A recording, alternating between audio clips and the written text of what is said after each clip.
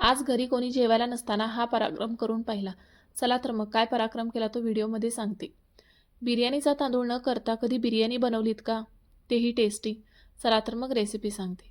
सगळ्यात आधी कांदा आणि टोमॅटो बारीक कट करून घेतला आणि आलं लसूण ओली मिरची याची वाटण करून घेतलं. थोडा कांदा तळून घेतला. ग्रेव्हीसाठी खडे मसाले घालून कांदा टोमॅटो छान असा भाजून घेतला आणि लगेचच त्यात वाटण घालून छान मिक्स करून घेतलं आणि त्यात अंडी कट करून घातली. माझ्याकडे बिर्याणीचे तांदूळ नव्हते, त्यामुळे घरचे तांदूळ फळफळीत शिजवून घेतले. आता दम लावताना थोडी ग्रेव्ही कढईमध्ये घातली. परत त्याच्यावर भात घालून तळलेला कांदा आणि कोथिंबीर घालून छान असं गार्निशिंग करून घेतलं.